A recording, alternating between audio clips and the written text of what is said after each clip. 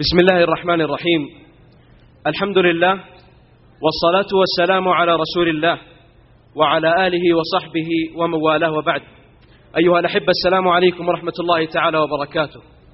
استمرارا لفعاليات هذه الخيمة المباركة، خيمة أبها السياحية الدعوية 2، نرحب بكم ونحييكم ونقول لكم أهلا وسهلا بكم يا سعد خيمتنا، نزداد سعدا بكم والدار تزدان، ما عطر الجو إلا طيب مقدمكم، كأنكم نرجس والدار بستان. أيها الأحبة، نحييكم ونرحب بكم مجددا.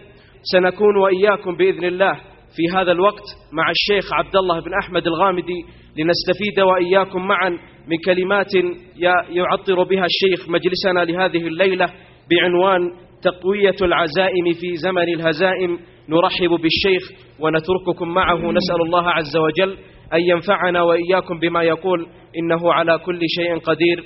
فليتفضل الشيخ مشكورا مأجورا.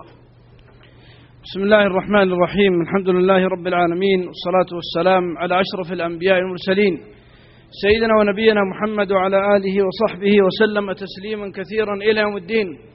ثم أما بعد، أسأل الله جل جلاله في هذه الساعة الطيبة المباركة أن يتقبل منا ومنكم هذه المجالس. وإن مما تعبد الله عز وجل الإنسان أن يعيش ذكره ويسمع كلام ربه سبحانه وتعالى، ولا شك أن الله سبحانه وتعالى يحب ذلك من عبده. أيها الفضلاء، نعم، نحن في هذا الزمن والأمة جميعا تعيش، لا شك أنها تعيش مآسيها في كل زوايا وبقاع الأرض. والناظر والثاقب في نظرته لهذه الأمة والغيور على دينه يحمل هما ويتساءل أسئلة كثيرة: يا الله، متى يكون لهذه الأمة أو يعود لهذه الأمة أمجادها؟ وإن الله سبحانه وتعالى قادر على ذلك، والله يبتلي ويختبر، والله سبحانه وتعالى يريد أن يرى من عبده عودة ورجوعا إليه سبحانه وتعالى. ولعلنا أثرنا أن نختار هذا العنوان في هذه الدقائق المعدودة التي نرجو الله لنا ولكم فيها التوفيق والسداد، حول تقوية العزائم في زمن الهزائم. لا ينبغي للإنسان أن يعيش مهزوما في جميع أحواله وقضاياه، وإنما قد ينصر الله عز وجل به وبكلمته وبقلمه وبفكرته وبإشارته، لأن الله سبحانه وتعالى إذا رأى من عبده الغيرة والتحرك لهذا الدين فإن الله سينصر دينه. فقد نصر الله عز وجل دينه على يد أولئك الرعيل المبارك الذين صدقوا ما عاهدوا الله عليه، على أولئك الأخيار الطيبين الذين كان منهجهم الكتاب والسنة، كانوا يغترفون دليلهم ومنهجهم وطريقهم من كتاب نبينا عليه، من كتاب ربنا جل جلاله وسنة نبينا صلى الله عليه وسلم.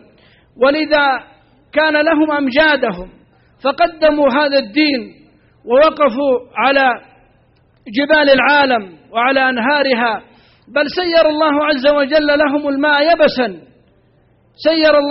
سخر الله عز وجل لهم الماء يبسا فساروا عليه فاتحين لهذا الدين. وكان عقبة بن نافع يقول: والله يا بحر، لو أعلم أن وراءك بلدا يفتح لخضتك بهذا الفرس. ديننا عظيم، ديننا هو الدين الواضح البين، كما أخبر الله سبحانه وتعالى: إن الدين عند الله الإسلام، إن الدين عند الله الإسلام. والله سبحانه وتعالى أخبر وقال: اليوم أكملت لكم دينكم وأتممت عليكم نعمتي ورضيت لكم الإسلام دينا. دين ارتضاه الله، دين عزة، دين هداية، دين دلالة، دين إرشاد، دين قوة. لا يرتضي هذا الدين أن يكون الإنسان منهزما. ولذلك قلت في زمن الهزائم لما نرى من أسباب، جعلتها في مقدمة اختياري أو أسباب اختيار الموضوع. وأول أسباب اختيارنا لهذا الموضوع ما تعيشه الأمة من انهزامية داخلية. والانهزامية الداخلية إذا ولجت في قلب الإنسان وولجت في نفسه انهدمت جوارحه أن يكون عبدا لله، وانهدمت جوارحه أن يكون متذللا لربه داعيا. ولذا في زمن الهزائم، نعم في زمن الهزائم، ليس المفهوم فقط من خلال منظار واحد الهزائم الحسية التي نراها، بل هناك هزائم معنوية كانت سببا للهزائم الحسية التي نراها في زماننا. وأول أسباب هذا الموضوع سددنا الله وإياكم القنوات. والقنوات أعتقد أن أغلب الناس بل جلهم وأكثرهم يعرف ما خطر هذه القنوات وما الذي غير الأمة. العالم بين يديك، والعالم يحمل اليوم في جهاز صغير يقلبه الإنسان في كل حين، ولربما انهزم من خلال هذا المنظر أو من خلال هذا الشيء المسموع، فتتالت انهزامياته والعياذ بالله. وكم والله رأينا من الأشياء المؤلمة في واقع الأمة، كم رأينا وسمعنا وسمعتم كثيرا من خطر هذه القنوات التي أهلكت الشباب والفتيات، دمرت عقولهم وأفكارهم، انصرفوا في أفكارهم فانشغلوا في أوج أعظم الاتصال بين العبد وبين الله، ففقدت روح العبادة وما أفقدها إلا مثل هذه القنوات المهلكة. نعم القنوات هذه التي لم تأتي من فراغ، وإنما بترتيب وبتخطيط وبتوقيت ويعني إعادة نظر من أعداء الدين وتجديد لكي تهلك الأمة وتنهزم. فكفيت والقنوات تحمل شطرين، كفيت الأمة في قوة عزيمتها، والذي كفى أعداءها هي تلك القنوات التي لها شطرين، وهذين الشطرين لا شك أن كل شطر منهما مهلك، فإما شهوات وإما شبهات. والشبهات لا شك أنها كما قال أهل العلم هي مرض العقائد، فتدمر القلوب وتدمر العقائد. ما كنا نتوقع في زماننا أيها المسلمون أنه يأتي شاب من أبناء الأمة ممن يحمل لا إله إلا الله وقبلته الكعبة وأبوه مسلم وأمه مسلمة يقول أين الله، أو هات دليل على وجود الله. حدثني بها شاب يقول قابل شابا في السجن ولم يتجاوز 30 من عمره، وصل إلى قناعة أنه ينكر وجود الله والعياذ بالله. ما الذي غذى هذا الفكر وأوصله إلى هذا التفريط وإلى هذا الهلاك في الاعتقاد في العقيدة إلا هذه القنوات المهلكة؟ عندما يكون الصفاء موجود في تلقيات تربيات الأمة ومصادر التلقي، لا شك أنها ستخرج لنا جيلا فريدا.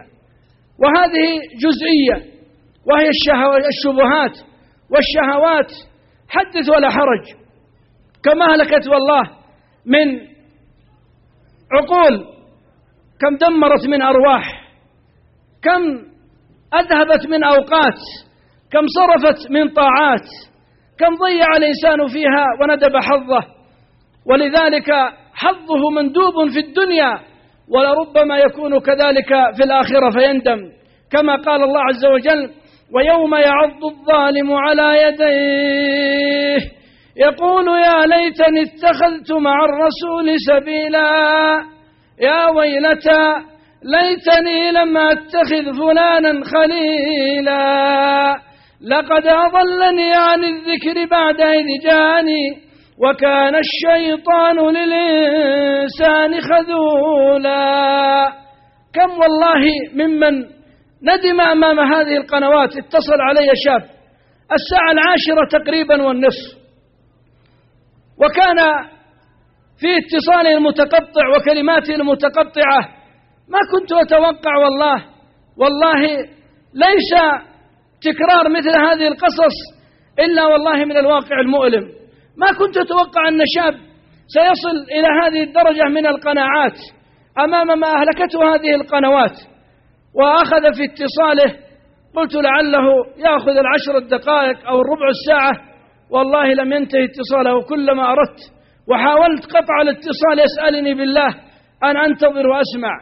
فكان يشكي هذا الشاب، شاب في كلية الطب يحمل الامتياز، نسبته تصل إلى 4.5 تقريبا أو 60 كما ذكر، ولكنه تدمر عقله وتدمرت حياته كلها أمام ما كان يتلقى من هذه القنوات، حتى أصبح مدمنا وأصبح يطرد شهوته في أعراض الناس والعياذ بالله. كان اتصاله كأنه يريد العلاج وكأنه وصل إلى نقطة من الياس، إلا أن الله عز وجل رحمته وسعت كل شيء. قل يا عبادي الذين أسرفوا على أنفسهم لا تقنطوا من رحمة الله إن الله يغفر الذنوب جميعا. فأخذت في الكلام معه، والله لم يتركوا الاتصال إلا ما يقارب 1:01 ليلا. مرة يبكي ومرة يسمع النصيحة ومرة يندب حظه ومرة يصرخ، وكم سمعت من الآهات.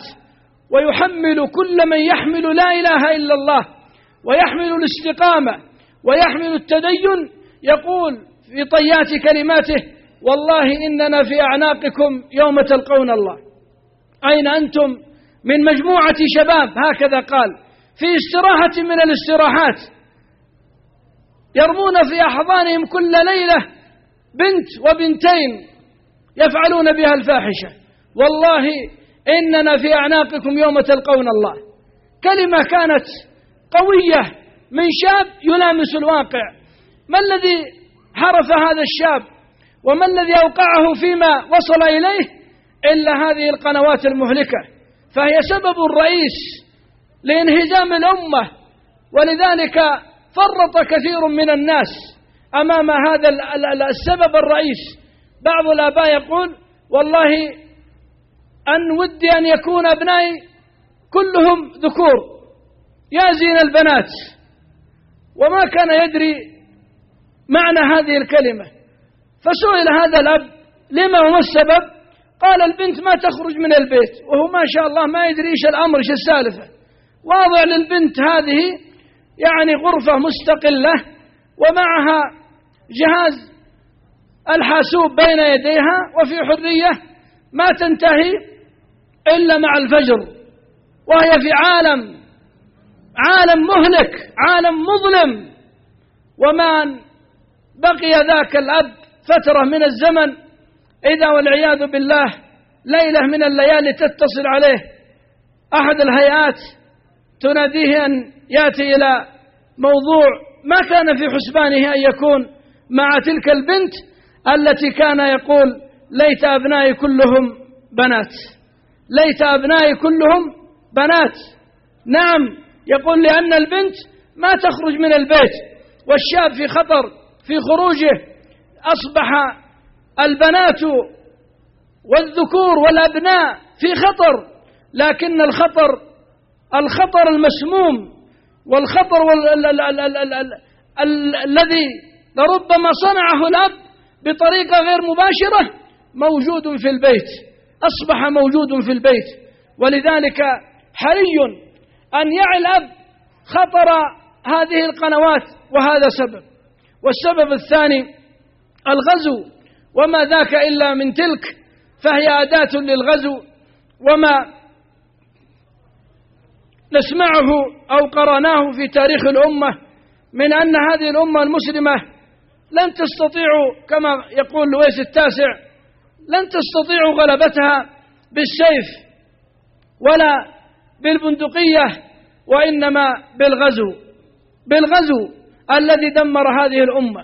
وفعلا الغزو الفكري الذي حرف أن كثيرا من الناس، وفي زماننا ما بين شطرين أو طريقين، وكلاهما لا يقره الإسلام ولا يقره مذهب أهل السنة والجماعة، وهو التفريط والإفراط، وهو الغلو الممقوت والانحراف الفكري الذي أصاب البعض من الشباب الذي لربما يتهور في بعض القضايا دون وعي ولا إدراك ولا ترون ولا استفتاء ولا جلوس مع من شابت أهدابهم للعلم وتبصير الناس، فيقع في أن يكون سببا في ذم هذا الدين وذم هذا الإسلام، والإسلام عزيز.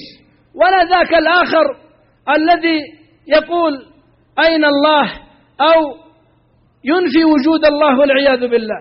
كلاهما ممقوت، وديننا دين الوسطية، وكذلك جعلناكم أمة وسطا، فإن فيه الهداية.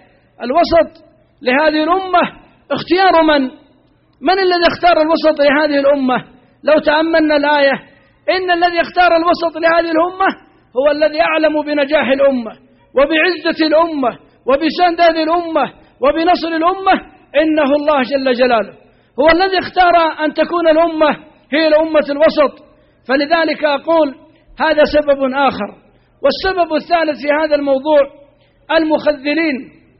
وإذا تواكبت هذه الأسباب أهلكت الرجل الشجاع والرجل المقدام والرجل الذي يحمل الهم والغيرة لهذا الدين. فكم والله من المخذلين في صفوف الأمة، كم والله من المثبطين في صفوف الأمة، وعلى شاكلتهم من كان يخالط أو أمثالهم من كان يخالط الحبيب عليه الصلاة والسلام في زمانه من أولئك المنافقين، فهم أهل التخذيل. لو كانوا فيكم ما زادوكم، لو خرجوا فيكم ما زادوكم إلا خبالا ولأوضعوا خلالكم يبغونكم الفتنة. هؤلاء هم أهل التخذيل، هم المرجفون في المدينة، والله سبحانه وتعالى قد قمعهم وفضح معاورهم، والله سبحانه وتعالى قادر على إقصائهم وقد أقصاهم الله. فينبغي للإنسان أن يدرك أن هذا سبب من أسباب الهزائم أو الانهزام في نفسه، وما أنت إلا فرد من الأمة، وما الأمة وما المجتمع إلا بك، وأنت تكون جزءا من أسرة، والأسرة تكون جزءا أو لبنة من لبنات المجتمع، وما المجتمع إلا هذا الذي نخاطبه الآن، هو الذي يحمل هم هذه الأمة. ولذلك نحذر المخذلين ونحذر أصحاب هذه الكلمات. وكم والله ينبهر كثيرا من هذا الصنف في الغرب، أصاب البعض من الناس وأوقعوها بين الناس، هؤلاء البعض القليل من المخذلين أصابهم الانبهار بالغرب وما تقدموا إليه، ما علموا أن دين الإسلام، وإن كانوا يعلمون، نعم ما علموا وهم يعلمون حقيقة أن هذا الدين هو الدين العظيم، وأن الله سبحانه وتعالى جعله دين عزة ودين رفعة. ولذا كما يقول الشاعر: من ذا الذي رفع السيوف ليرفع اسمك فوق هامات النجوم منارا، كنا جبالا في الجبال وربما صرنا على موج البحار بحارا من معابد الإفرنج. كانت أغنيتنا، كان رقصنا، كانت خلاعتنا، كان نداؤنا الاختلاط، كان التكشف لا ومالك يوم الدين بمعابد الإفرنج، كان أذاننا الله أكبر الله أكبر، كان أذاننا قبل الكتائب يفتح الأمصار، كنا نرى الأصنام من ذهب فنهدمها ونهدم فوقها الكفار، لو كان غير المسلمين لحازها ذهبا وصاغ الحليا والدينار. ولذلك كان أعداء الدين يفرون من أولئك الأخيار، من الرعيل، من صحابة الأول من صحابة رسول الله صلى الله عليه وسلم بالتكبير والتهليل، بل فروا بتلك السنة التي فعلوها رضي الله عنهم وأرضاهم، أن أخذوا من الشجر فاستنوا بسنة محمد عليه الصلاة والسلام فاستاكوا حتى قيل عنهم إن هؤلاء أكلة بشر فكفى الله المؤمنين القتال. نعم أولئك آبائي فجيني بمثلهم إذا جمعتنا يا أخي المجامع. شباب ذللوا سبل المعالي وما عرفوا سوى الإسلام، ما عرفوا سوى الإسلام دينا، ووالله لم تكن لهم العزة ولم يكن لهم النصر ولم يكن لهم السودد إلا حينما كانوا على هدي محمد عليه الصلاة والسلام، وكانوا متمسكين بسنته صلى الله عليه وسلم. ولذلك تراهم رهبانا في الليل ورجالا فرسانا في النهار، عباد ليل إذا جن الظلام هم، كم عابد دمعه على الخد مسكوب.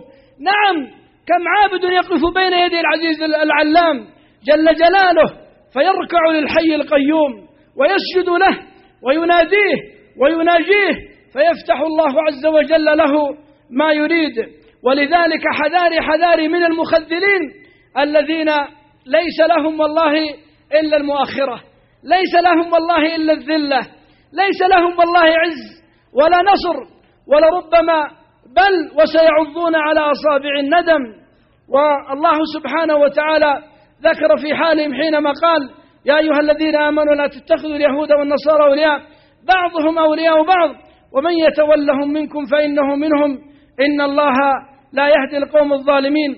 فترى الذين في قلوبهم مرض يسارعون فيهم يقولون نخشى أن تصيبنا دائرة فعسى الله أن يأتي بالفتح أو أمر من عنده فيصبحوا على ما أسروا في أنفسهم نادمين. سيندمون هؤلاء المخذلين يوما من الأيام وسيعضون على أصابع الندم يوم أن كان هذا ديدنهم وهذا سبب، وهم أولئك المنافقين.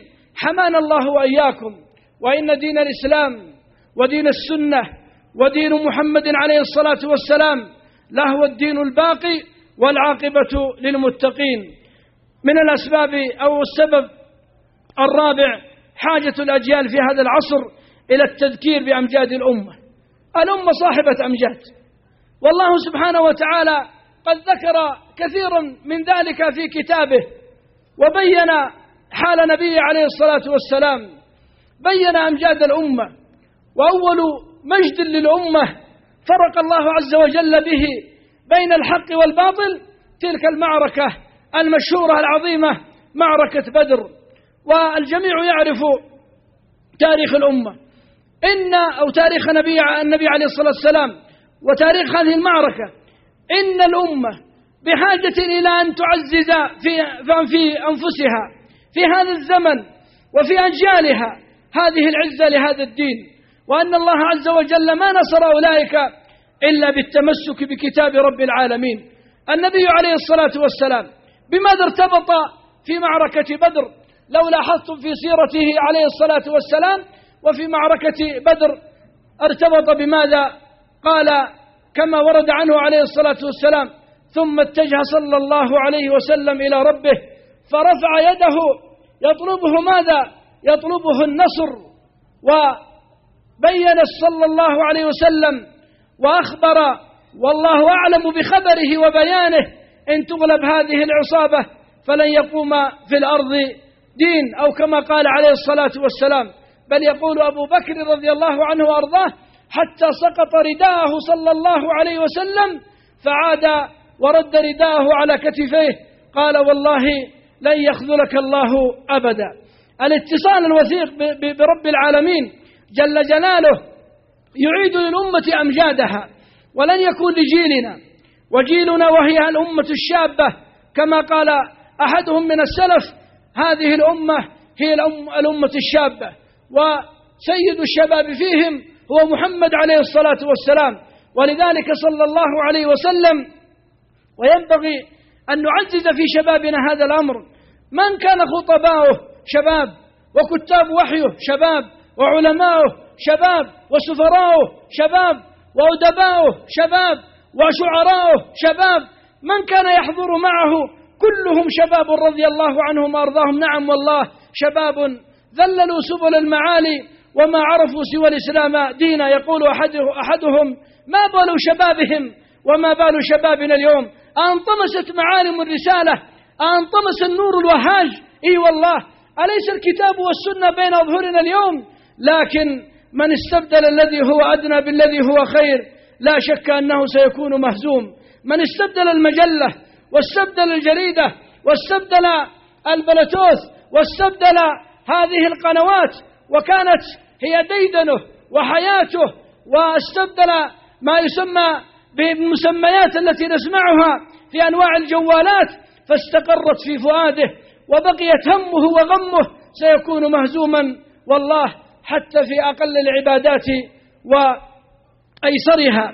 نعم يكون عاجزا أن يصلي مع الناس أو أن يدرك تكبيرة الإحرام، يكون منهزما أن يحافظ على السنن الرواتب، بل يكون منهزما أن يحافظ على الصلاة بأكملها في رواتبها أو في ركعاتها في كل راتبة منها، منهزم في كلماته، منهزم في تصرفاته.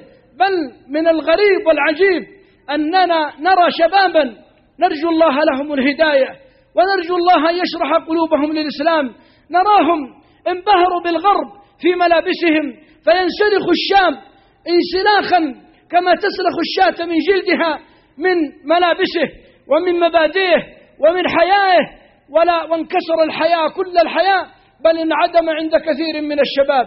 لا يضره أن يدخل على مجموعة من أهل الفضل وأهل العلم بملابس كملابس ربما تعرفونها، عليها من الكلمات وعليها من التغريب الذي هو حليف الإرهاب، بل والله لهو وهو سواء الذي أرهب كثيرا من شبابنا وزلزل مبادئهم وأوقعهم فيما أوقعهم فيه. نعم فالتغريب أخ لذلك التخريب. فأقول ما بال شبابنا كأنهم لا يعرفون لهم أمجادا، كأنهم لا يقرأوا التاريخ، كأنهم لا يعودون إلى صفحات منيرة بالكتاب والسنة عن سيرة نبينا عليه الصلاة والسلام. قلبوا صفحات التاريخ وانظروا تلك العزة التي تعود أو تعيد لنا أمجادا. ذكروا الأجيال أن أمة ما رآها الكون يوما تزدرى، صافحت بدر السماء ثم انثنت، تورد الإنسان ذاك الكوثرى. ذكروا الأجيال، ذكر ابنك، سمي ابنك باسم من أسماء أولئك الرجال الأبطال، علمه السيرة، اجعل له في الصيف منهجا في السيرة، قل له يقرأ جزءا من السيرة، اجلس معه وناقشه، ربوا أبناءكم على السيرة، إن للأمة أمجادا وتاريخا عظيما. إي والله يكتب بمداد من الذهب، لكننا لربما قد نكون سببا في أن نربي أجيالنا على هذه الأمجاد وهذه البطولات. ومن ذلك ظهر لنا من خلال تلك الأسباب الماضية أن أصبحت مخرجات أن يظهر الرويبضة ويعلو ذاك الذي ليس المكان مكانه. وكم والله ممن ارتقى مرتقا صعبا وهو أقل من كلمة رويعي الغنم. كم والله من صعد يكتب بقلم يؤذي فيه الإسلام ويؤذي فيه الصالحين وليس والله مكانه، ولربما لا يعرف أبجديات الحروف، فكتب وعلق وأظهر صورته وشهره إعلامه، ولكنه سيسأل يوم القيامة عما كتب. فظهر أناس ليست أماكنهم وليست منابرهم، لكنه أسباب الانهزام الذي أظهر مثل هؤلاء. ومن الأسباب استخفاف الأجيال ولا سيما النساء، حينما استخفت الأجيال والنساء ممن استخف حتى أصبحوا يقنعون النساء بأنهم مظلومات وأن حقوقهم منتهكة وأنه لا قوام لهم، فجيشوا النساء في أنفسهم شيئا أمام هذا الدين، وأصبحوا يتهمون حتى العلماء ويتهمون هذا الدين أنه قصر في حقوقهم. والله الذي لا إله غيره ولا رب سواه لن يجدوا أعظم من هذا الدين إكراما للمرأة. إي والله هذه الدول التي انبهر فيها كثير من الغرب، ها هي ترفع صوت التقدم حينما يقولون في فصل الجنسين، وأن ما أضعف المستويات العلمية في صفوف أبنائهم في الآونة الأخيرة إلا باختلاط الجنسين فينادون بالفصل. والبعض من الرويبضة كأنه ما عرف التقدم إلا الآن. هذه دول متقدمة تنادي بعدم ذلك، وكثير من الناس أو كثير من أولئك حمانا الله وإياكم نخشى أن يصاب بقناعات أن المرأة مظلومة وأن المرأة بحاجة إلى أن تخرج، وديننا دين عظيم قد أبقى للمرأة قدرها، وقال لها وقرن في بيوتكن ولا تبرجن تبرج الجاهلية الأولى، وإن قرار المرأة قرار إيمانها، إن قرار المرأة في بيتها، وقرار المرأة في حجابها، وقرار المرأة في سلوكها، وقرار المرأة في مبادئها، وقرار المرأة مع أبنائها، والله إنه علامة قرار إيمانها في قلبها. وإذا خرجت المرأة فبقدر خروجها يخرج الإيمان، وبقدر نزعها لحجابها ينزع الله من قلبها الإيمان والحياء. وإذا فقد الحياء فقل على الأمة السلام، حمانا الله وإياكم. إذا لم تستحي فاصنع ما شئت، ومن ذلك ضعف الأمر والنهي، وإن هذا أمر لربما قد يكون ملموس مع شكرنا وتقديرنا ودعائنا لهذا الجهاز العظيم المحتسب، الأمر بالمعروف، هيئة الأمر بالمعروف والنهي عن المنكر، الذي أسأل الله أن يسددهم، وأسأل الله أن يأخذ على أيديهم، وأن يربط على قلوبهم، وأن يعينهم، وكل من وقف معهم ابتداء بوزير الداخلية وفقه الله في كلماته المعروفة والمسموعة على المجتمع في دعمه لهذا الجهاز الذي أسأل الله لهم السداد والتوفيق.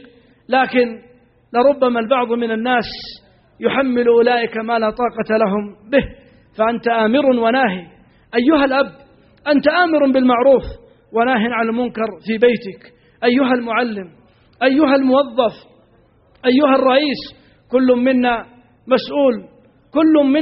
مسؤول عما استرعاه الله عز وجل عليه.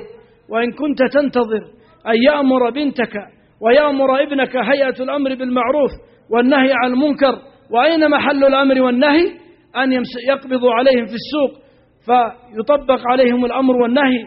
كنت تنتظر هذا الاتصال، حمانا الله وإياكم، يوما من الأيام أن تكون لا سمح الله بنت البعيد عنا وعنكم مبتزة من مجموعة من الشباب أو الابن أو وقوعه في المخدرات، أكنت تنتظر جهاز الهيئة باتصاله ذاك في ليلة من الليالي ليزعج هذه الأذن بمثل هذه الكلمات؟ نعم، إذا كنت مقصرا، نعم إذا كنت بعيدا عن أبنائك وأسرتك كل البعد، نعم إذا كنت لا تهتم بهذا الاهتمام. لكن إذا كان الإنسان آمرا وناهيا ومحتسبا وداعيا، والله لن يضيع الله عز وجل له جهدا، والذين جاهدوا فينا لنهدينهم سبلنا. نعم، فلذلك هذا سبب أيضا، ولربما قد يواكب ضعفا من الدعوة، وإن كنا ولله الحمد نرى مثل هذه اللقاءات ومثل هذه المخيمات التي تعيد للأمة حياتها، وتعيد للأمة ذكراها، وتعيد للأمة النصح، وتعيد للأمة أمجادها. فنسأل الله أن يجزل العطاء والأجر والمثوبة للقائمين والآذنين لمثل هذه اللقاءات. ومن الأسباب تعميق الإيمان بالقضاء والقدر. نعم، والليالي عبر، أي عبر أمتي تاريخها في خطر لو تأملناه ما كان الخطر. إذا تعمق الإيمان بالأمر بقضاء الله وقدره في قلوب الناس فذاك ركن من أركان الإيمان، أن تؤمن بالله وملائكته وكتبه وبالقضاء خيره وشره. نعم، فهذا لربما إن كان ضعيفا فهو مهلكا ومنهزما للأمة، وهو سبب الرئيس، لكن ينبغي التعميق في ذلك، ومن ذلك الاهتمام بتنمية الذات، ثم الرجوع إلى قصص الأنبياء الصالحين. وينبغي للإنسان كما قلت لكم أن يعود لأمجاده، والقرآن مليء بالقصص التي والله تربط الأمة بالواحد الأحد. وإلهكم إله واحد لا إله إلا هو الرحمن الرحيم. يوم طرد موسى عليه السلام من فرعون كان معه من معه، فأراد الله عز وجل أن يمحص وأن ينظر ما الذي يبقى. يا موسى يا موسى يا موسى إنا لمدركون، فما زال يصفي الله عز وجل ويمحص حتى بقي أهل الإيمان معه. فقال موسى بصرخة المؤمن المتوكل على الله: كلا إن معي ربي سيهدين، إن معي ربي سيهدين. وإلا كما سمعتم المخذلين قالوا سننهزم، سندرك، سنباد، سيدركنا فرعون. قال كلا إن معي ربي سيهدين. المعية الخاصة لأهل الإيمان، ولو عمقت في أجيالنا هذه الأمور لكان للأمة نصرا بإذن الله عز وجل. وكذلك الإخبار بأن الاستسلام لليأس لا ينجي صاحبه بل يوصله إلى الفشل. لا ينبغي الإنسان أن يعيش يائسا في الحياة. نبيكم عليه الصلاة والسلام كان يعجبه ماذا؟ كان يعجبه الفأل، كان يعجبه الفأل صلى الله عليه وسلم. وإن المؤمن المتوكل على ربه حق التوكل لا يدرك أن الله عز وجل ناصر دينه وكتابه. أما العوامل حتى لا نطيل، عوامل تقوية العزائم: أولا لا بد أن نذكر أنفسنا وأجيالنا بأننا على حق وهداية، بأننا على حق وهداية. امسك الشاب، ونحن نعيش مع الشباب، تجد أن في سريرته حب لهذا الدين ويحمل الغيرة، وإن كان يحمل شيئا من أمور التغريب على جسده وفي كلماته، لكن تجد عنده عزة لهذا الدين، وهو بحاجة إلى أنه على حق وأنك على هداية بما تحمله. والله سبحانه وتعالى قد أخبر: فاستمسك بالذي أوحي إليك إنك على صراط مستقيم. أنت تحب القرآن؟ يقول لك نعم. تحب الصلاة؟ يقول لك نعم. تحب الله؟ يقول نعم. تحب رسول الله صلى الله عليه وسلم؟ يقول نعم. قل له: استمسك بالذي أوحي إليك، استمسك بالذي معك، استمسك بما معك، إنك على صراط، إنك على حق. عزز في هذا الجانب. عندنا مشكلة ربما بعض الأحيان في التعامل، لا ينبغي أن نكون من المثبطين لشبابنا أو نخرجهم من دائرة الحب لهذا الدين، وإن كان عليهم شيئا من الأمور كما ذكرت لكم آنفا، لكن عزز فيه بعد أن تسأله أنه يحب الله ويحب السنة ويحب الصلاة ويحب أوامر الله. إذن قل إنك على صراط مستقيم. ثانيا من عوامل تقوية العزائم أن نعلم أننا لسنا على هامش التاريخ. نعم والله لسنا على هامش التاريخ. قلت لكم آنفا: الأمة لها أمجادها والأمة لها سيادتها، فالمسلم صاحب قيمة لأنه تمسك بهذا الدين. المسلم صاحب تاريخ كما ذكرنا آنفا، لأن نبيه صلى الله عليه وسلم هو الذي سطر له هذا التاريخ وهذا الطريق. المسلم صاحب عبادة لأنه يتجه إلى من؟ إلى الله، فهو بلا إله إلا الله المجردة حتى من النقاط، المجردة من الشرك، المجردة من الشوائب، المجردة في التوحيد للحي القيوم جل جلاله. المسلم يكون بذلك صاحب عزة، صاحب منعة. المسلم قيادي في أمته. نعم والله، عندما يتمسك المسلم يكون قياديا. النبي صلى الله عليه وسلم في معركة المرتدين كان ممن يقود تلك المعركة أسامة بن زيد، عمره كم؟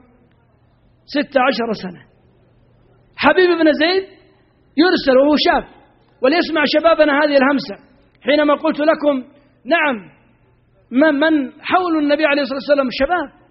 حينما خرج حبيب مسيلمة الكذاب في اليمامة نادى صلى الله عليه وسلم في صحابته قال: من يذهب إلى مسيلمة الكذاب وأستودعه الله في نفسه الذي لا تضيع ودائعه؟ يعني معنى ذلك إيش؟ الموت. قال حبيب بن زيد: أنا يا رسول الله. قال: قم. فقام حبيب بن زيد رضي الله عنه وأرضاه، فأتى إلى النبي عليه الصلاة والسلام قال: يا رسول الله إذن لي. يأذن له في ماذا؟ في أنه يترك الأمر الذي دعاه له؟ لا والله. قال: إذن لي يا رسول الله أن استأذن أمي وأخبرها الخبر، فوالله ليس لها بعد الله إلا أنا. قال: اذهب. فذهب حبيب بن زيد رضي الله عنه وأرضاه إلى أمه، فأتى إلى أمه رضي الله عنه وأرضاه وأخبرها الخبر. اسمع الأم ماذا قالت. الأم التقية، الأم المؤمنة المحبة لسنة النبي عليه الصلاة والسلام لأوامره. قالت: يا رسول الله، قالت: يا بني، والله ليس لنا من أمر رسول الله صلى الله عليه وسلم بد، اذهب. بعد أن قالت: والله إنك وحيدي وفقيدي وليس لي بعد الله إلا أنت، لكن ليس لنا من أمر رسول الله بد، اذهب استودعك الله الذي لا تضيع ودائعه. فيبكي وهي تبكي. واللقاء في الجنة فراق الأحبة أمر عسير، يكاد الفؤاد له أن يطير، ولكن هذا قضاء القدير، وإنا لنرضى بحكم الخبير. فيذهب حبيب وهو ينظر إلى أمه وتنظر إليه، وتكون النتيجة بعد ما يزيد على الشهر يقابل مسيلمة الكذاب. واسمع الحوار الساخن، يقابله فيقول: من أنت؟ قال: أنا رسول الله إليك. قال: تشهد أني رسول الله؟ قال: لا أسمع. وهو يسمع الكلام، لكن ما قد سمع هذه العبارات ولم يتربى عليها. قال: تشهد أن محمد رسول الله؟ قال: إي والله أشهد أن محمد رسول الله، أشهد أن لا إله إلا الله وأشهد أن محمد رسول الله. فكررها مرارا حينما يقول وهو المتحدث: أتشهد أني رسول الله؟ قال: لا أسمع. معاذ الله، إنه ربي أحسن مثواي. معاذ الله. أين شبابنا من كلمة معاذ الله؟ أين شبابنا من كلمة لا أسمع المحرم، لا أسمع الغناء، لا أسمع الخنا، لا أسمع هذه الكلمات المائعة. معاذ الله. هذا شعار يوسف عليه السلام، هذه شعارات الأنبياء الصالحين. قال: لا أسمع. فهدده بالقتل، قال: افعل ما شئت. فأمر جلاده فيرميه ويسيل دمه، وهو ما زال ثابتا على لا إله إلا الله، وما زال يكرر عليه ويرميه الجلاد بأمر مسيلمة حتى سقط في دمائه. يقول الراوي: وبينما كنا عند رسول الله صلى الله عليه وسلم يوما من الأيام، يعني نسوا التاريخ، مسيرة أكثر من شهر من المدينة إلى اليمامة إلى نجد. قال حبيب بن زيد وهو مدبجا في دمائه، وهو مضرجا في دمائه تسيل، من أجل ماذا؟ من أجل الله. فشهد أن لا إله إلا الله وأن محمد رسول الله صلى الله عليه وسلم، ثم قال: اللهم ابلغ حبيبك ما فعل بحبيب بن زيد هذه الغداة. يقول الراوي: وبينما كنا عند رسول الله صلى الله عليه وسلم إذا بالنبي صلى الله عليه وسلم يقول: وعليك السلام يا حبيب بن زيد، وعليك السلام يا حبيب بن زيد، وعليك السلام يا حبيب بن زيد، حتى علمنا أنه قد مات رضي الله عنه وأرضاه. ولذلك نعم، كما قلت لكم، المسلم صاحب القيادة في نفسه. إذا حمل الدين بقوة. يا يحيى خذ الكتاب بقوة. أما إذا حمله وهو مهزوم، أي شيء تحمله وأنت فيك ضعف سيسقط منك. احمل الشيء، وخاصة هذا الدين كما قال عليه الصلاة والسلام: تركت فيكم ما إن تمسكتم به لن تضلوا بعدي أبدا، كتاب الله وسنتي. ثالثا، أن نثق بأن الله تكفل حفظ هذا الدين، وأن الله ناصر أولياءه، وأنه سبحانه وتعالى سيحمل لهم هذا الأمر، لكن يرى ماذا يقدمون لهذا الدين. وقبل الأخير الرجوع إلى قصص التاريخ، ثم الارتباط بالدار الآخرة. وإذا ارتبط المؤمن بربه وارتبط بأنه سيحاسب وأنه سيسأل، لا تزول قدم عبد يوم القيامة حتى يسأل عن 4، سيعرف أن لله عليه حق، وأن لدينه عليه حق، وأن عليه حقوقا لابد أن يؤديها، كما أخبر النبي صلى الله عليه وسلم في حديث معاذ: يا معاذ أتدري ما حق الله على العباد وما حق العباد على الله؟ قال: الله ورسوله أعلم. قال: حق الله على العباد أن يعبدوه ولا يشركوا به شيئا، وحق العباد على الله أن يدخلهم الجنة. يا الله، وهل على الله حق لنا؟ إنما ذاك والله تفضلا من الله، إنما ذاك عطاء من الله. أتدري ما حق الله على العباد وما حق العباد على الله؟ قال: الله ورسوله أعلم. قال: حق العباد على الله أن يدخلهم الجنة، على الله. ولذلك حق الله أن نعبده، أن لا نشرك به شيئا، أن نشهد أن لا إله إلا هو، وأن نطيعه في أوامره، وأن نجتنب نواهيه. هناك يكون للمسلم عزة، وعزة المؤمن في دينه، وهذا الدين عزيز، والله نصر هذا الدين بأولئك لأنهم أعزاء. والنبي صلى الله عليه وسلم حينما قال: اللهم أعز الإسلام، فالإسلام عزيز، ومن أعز الإسلام فقد وصل إلى درجة العزة، والعزة صفة للمسلم، والمسلم عزيز بدينه وبتمسكه. فإني أقول في ختام هذه الكلمة: أدعو نفسي وإياكم أن نعيد في أنفسنا تجديدا أمام عزيمة المؤمن وهزيمته، فإننا بحاجة إلى هذه العوامل الخمسة: تقوية العزائم في زمن الهزائم. قوي عزيمتك فأنت منصور بإذن الله، ولكن جدد. إن الإيمان لا يبلى كما يبلى ثوب أحدكم فجددوا إيمانكم. عباد الله، اعلموا أن تمسككم بكتاب ربكم وبسنة نبيكم ذاك تعبير لقوله صلى الله عليه وسلم: القابض على دينه في آخر الزمان كالقابض على الجمر. وادعوا الله في الثبات، والدعاء عامل تقوية. قولوا: يا مقلب القلوب ثبت قلوبنا على دينك. ادعوا الله عز وجل في العزة لهذا الدين، واعلموا أن الله ناصر دينه وكتابه، والله حافظ هذا الكتاب وإنا له لحافظون. لكن ليكن له رجالا يحملونه ويهتمون به ويدعون إليه ويعلمونه، فخيركم من تعلم القرآن وعلمه. أسأل الله جل جلاله أن يقوي عزائمنا وعزائمكم. اللهم يا حي يا قيوم يا ذا الجلال والإكرام، يا واحد يا أحد، نسألك نصرك لهذه الأمة. اللهم يا ذا الجلال والإكرام، من أرادنا بتخذيل أو غيره يا رب العالمين، أو إضعاف أو إخافة أو انبهار بغرب، فاكفناه بما شئت. اللهم اكفناه بما شئت. اللهم اصرف عنا كيده.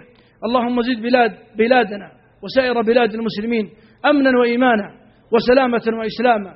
اللهم يا حي يا قيوم يا ذا الجلال والإكرام، انصر إخواننا في كل مكان. اللهم انصر إخواننا في كل مكان، اللهم انصرهم في كل مكان. اللهم سدد رميهم وكلماتهم. اللهم يا حي يا قيوم اجمع بين قلوبهم. اللهم يا حي يا قيوم وفق الراعي والرعية. اللهم وفق ولاتنا إلى كل خير. اللهم وفق علماءنا وسددهم. اللهم صوبهم في كلماتهم. اللهم اجمع بين قلوبهم يا رب العالمين. اللهم يا حي يا قيوم نسألك أن تغفر لهذا الجمع. اللهم بيض وجوههم. اللهم لا تقيمهم إلا قد غفرت ذنوبهم وسترت عيوبهم. اللهم حسبنا أن ذكرناك، فنرجوك يا حي يا قيوم أن تغفر ذنوبنا وتستر عيوبنا.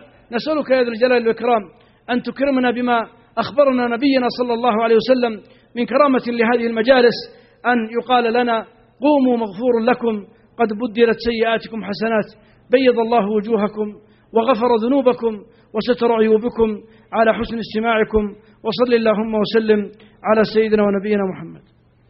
اللهم صل وسلم على نبينا محمد. جزا الله الشيخ عبد الله على ما قدم، ونسأل الله عز وجل أن ينفعنا وإياكم وأن يوفقنا لكل خير وتقوى وبر. حياكم الله.